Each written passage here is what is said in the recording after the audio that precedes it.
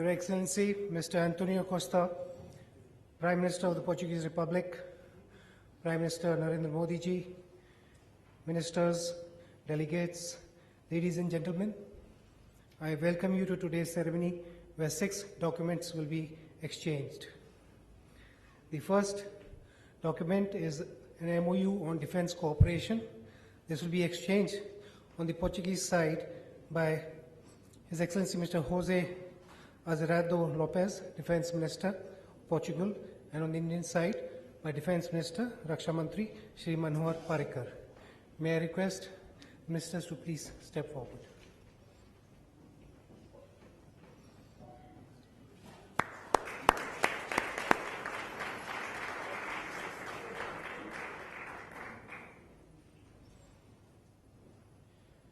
Next is an MOU in the field of agriculture and allied sectors. This will be exchanged on the Portuguese side by His Excellency Mr. Augusto Santos Silva, Foreign Minister, and on the Indian side by Shri M.J. Akbar, Minister of State for External Affairs.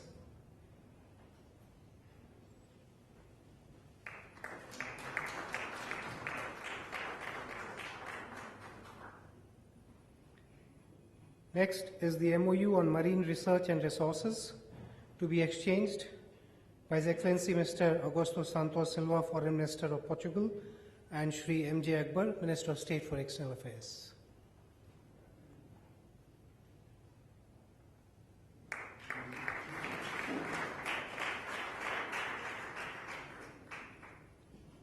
The fourth document is an MOU on renewable energy to be exchanged by His Excellency Mr. Manuel Caldeira Cabral, Minister of Economy of Portugal, and by Shri Piyush Goyal, Minister of State in charge for power, coal, and new and renewable energy.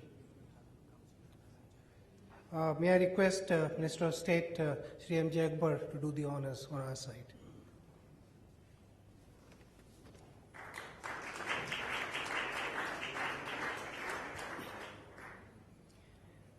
The fifth MOU is in the field of information technology and electronics to be exchanged by His Excellency Mr. Manuel Aitor, Minister for Science and Technology, and Shri M.J. Akbar, Minister of State for External Affairs.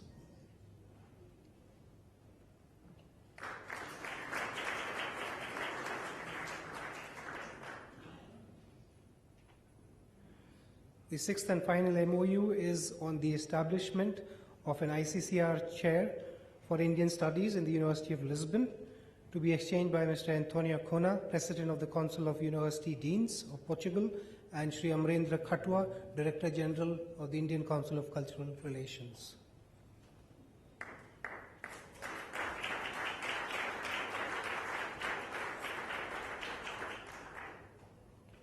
Excellencies, to celebrate the shared cultural heritage of India and Portugal, the departments of posts of the two countries have prepared joint commemorative stamps. These stamps depict Dandiya, a colorful dance from Gujarat, and the Portuguese dance form Paulo Terros from the Terras de Miranda region of Portugal. The similarities between Dandiya and Paulo Terros in terms of energy, rhythm, color, and the use of sticks presents a meaningful theme. The two Prime Ministers will now jointly release stamps bridging the cultures of our two countries.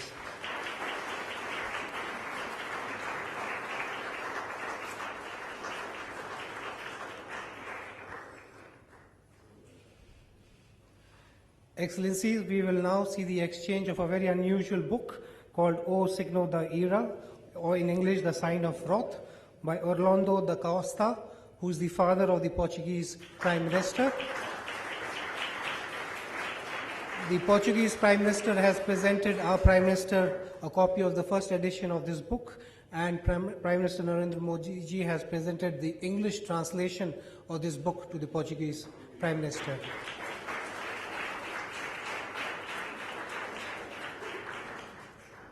Excellencies, this brings us to the close of the exchange of agreement ceremony. We have a surprise.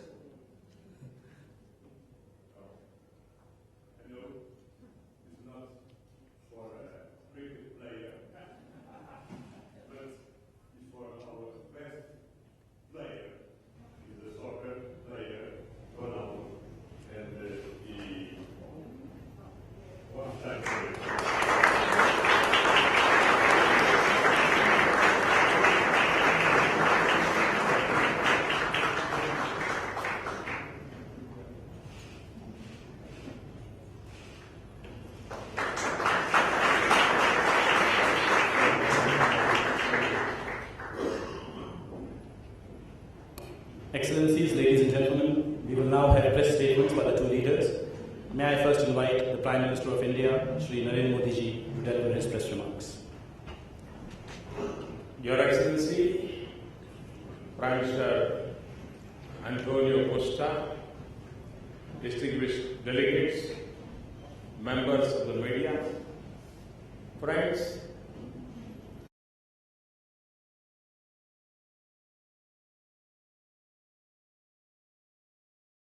it's been immense pleasure to welcome you and your delegation to India.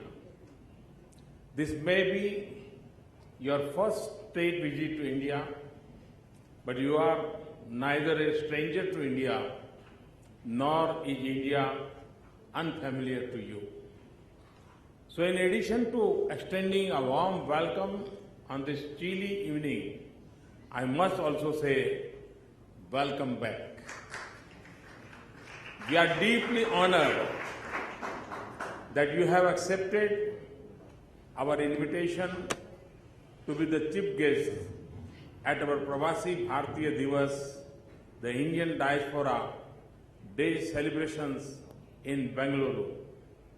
Tomorrow, we will have the privilege to celebrate your outstanding accomplishment as a distinguished leader who has family roots in India.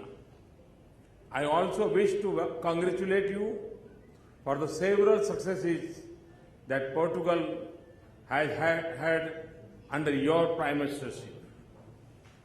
Under your leadership, the Portuguese economy is on a steady course and right direction. Friends, India and Portugal have built a modern bilateral partnership on the foundation of a shared historical connect. Our partnership is also strengthened by a strong convergence on global issues, including at the United Nations. In my extensive discussions with Prime Minister Costa today, we reviewed the full range of India-Portugal ties across various sectors. We agreed that the two countries must focus on action-oriented approach to realize the full potential of economic opportunities in our partnership. The agreements signed today are just one indication of our shared resolve to do exactly that. Friends, expansion and deepening of trade, investment and business partnerships between our two countries is our shared priority. Areas of infrastructure, waste and water management, solar and wind energy, and innovation are full of opportunities to build strong commercial ties between our two economies. Our experiences of creating an ecosystem for startups could be an exciting area for bilateral engagement. It offers unique possibilities for building a rewarding partnership between our young business entrepreneurs that creates both value and wealth for both our societies.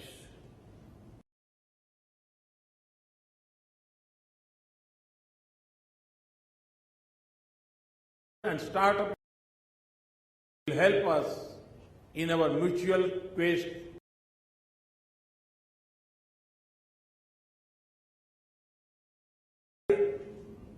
also agreed to deepen our partnership in the field of security and defense.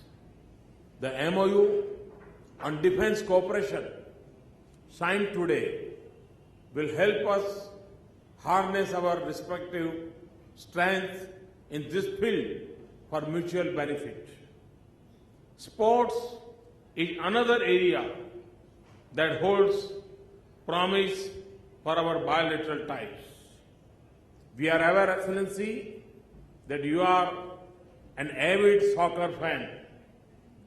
Portugal's strength in football and the rapid development of this sport in India could well form the nucleus of an emerging partnership in sporting disciplines.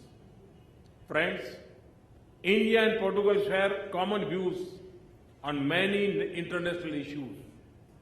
I thank Prime Minister Costa for Portugal's consistent support for India's permanent membership of the UN Security Council. We are also grateful for the support extended by Portugal to India's membership of the Missile Technology Control Regime and for its continued support for India's membership of the Nuclear Suppliers Group. We also discussed the need for the global community to take strong and urgent action against the rapidly growing and widely spreading threats of violence and terror. Excellency, India and Portugal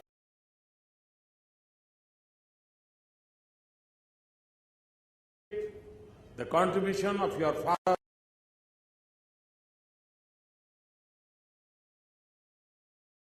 to go on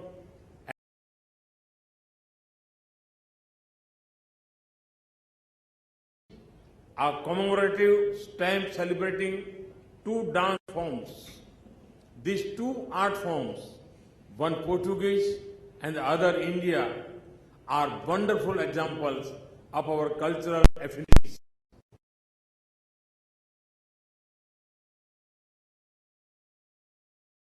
Travels in India over the next couple of days. I wish you and your delegation the very best for stay and experience in Bengaluru, Gujarat and Goa. I especially wish that you have a memorable visit to Goa and are able to reconnect your ancestral roots. Muito obrigado.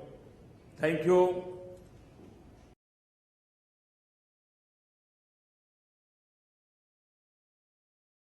For his remarks, may I now invite His Excellency Mr. Antonio Costa, Prime Minister of the Portuguese Republic, to deliver his press remarks. Senhor Primeiro-Ministro, membros do Governo da União Indiana, colegas do Governo, senhoras e senhores embaixadores, o seu gesto ao oferecer-me em edição em inglês do primeiro romance escrito pelo meu pai, que, tendo escrito em português, escreveu sobre a Índia e sobre a vida em Goa, demonstra bem que esta visita não é mais uma visita a um país estrangeiro. É uma visita para mim que tem um profundo significado pessoal e emocional, porque é o regresso à terra do meu pai e é para mim uma enorme honra poder ter aceito o convite que me dirigiu para participar amanhã no grande encontro da diáspora indiana. É para mim um grande orgulho ser o único Primeiro-Ministro da União Europeia que pode usar este documento oficial da União Indiana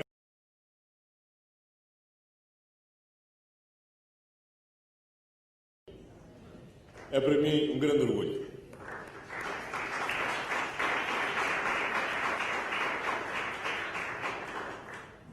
E a minha história é simplesmente a história de muitos portugueses que têm origem indiana e de muitos indianos que vivem em Portugal. Temos a honra de ter uma comunidade indiana muito ativa e muito forte em Portugal, com uma importante presença económica, e muitos deles estarão connosco amanhã em Bangalore.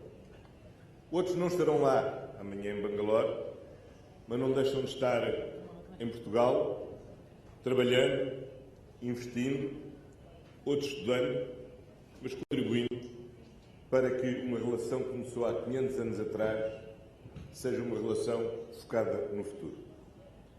E é isso que eu gostaria que esta minha viagem significasse.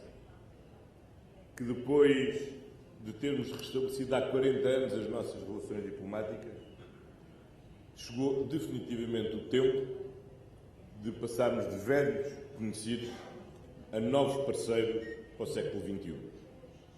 E há dois pilares fundamentais para esta cooperação: a ciência e a economia.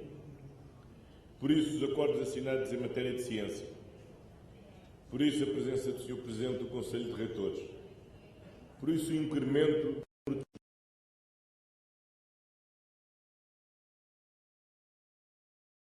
do ensino do Hindi em Portugal e do ensino do português na Índia. Mas também na economia, em áreas tão diversas, como as áreas que podemos envolver nas indústrias de defesa, nas energias renováveis, nas novas tecnologias, no setor das infraestruturas, no tratamento da água e do saneamento, no tratamento dos resíduos sólidos e na exploração em conjunto dessas novas áreas do desconhecido, que são as enormes oportunidades que a economia azul proporciona ao mundo e certamente proporciona a dois países cuja extensão do território marítimo tem um significado e uma dimensão tão grande como é o caso da Índia e como é o caso de Portugal. Estou por isso certo que hoje abrimos a porta para uma relação como nunca tivemos até hoje e que acompanhará a nossa vida em conjunto durante este século. Sabemos bem que a Índia hoje é a economia mais dinâmica e que mais cresce. A Índia será seguramente uma das grandes potências do século XXI.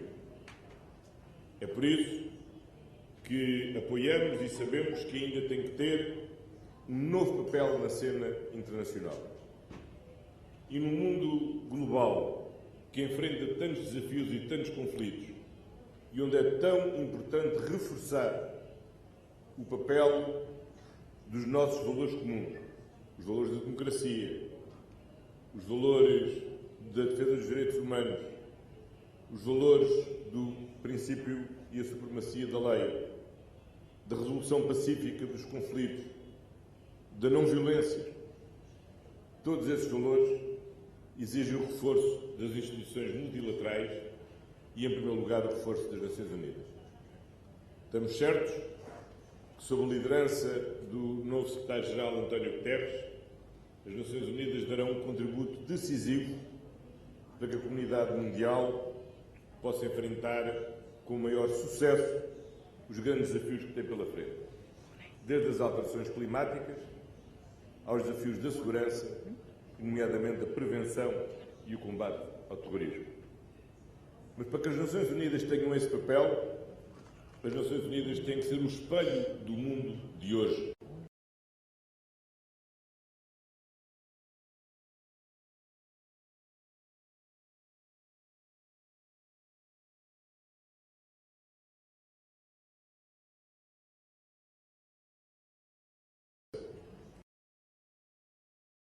De países como a Índia, de países como o Brasil e seguramente de um grande país africano.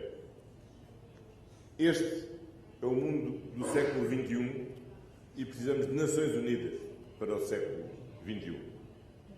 Sr. Primeiro-Ministro, a Índia pode contar com Portugal neste esforço conjunto do reforço das relações multilaterais.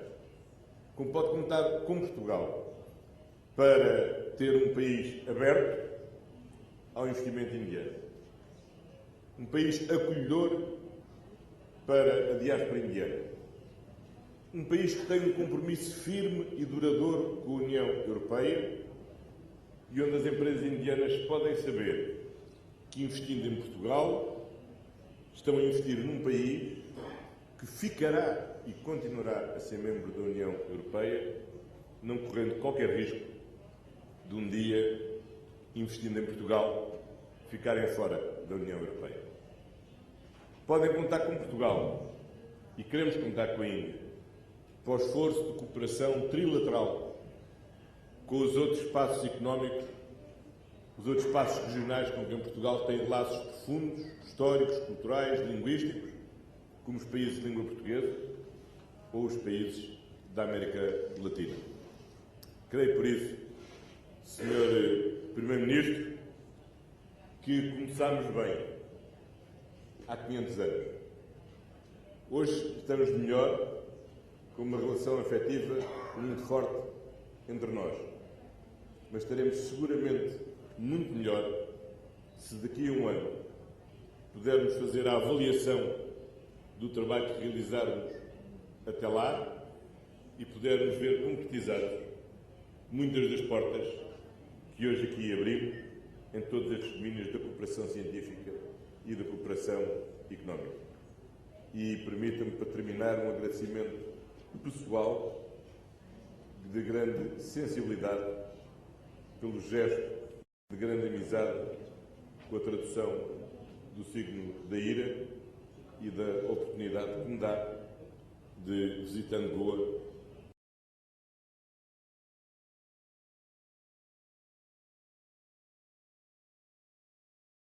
muito obrigado.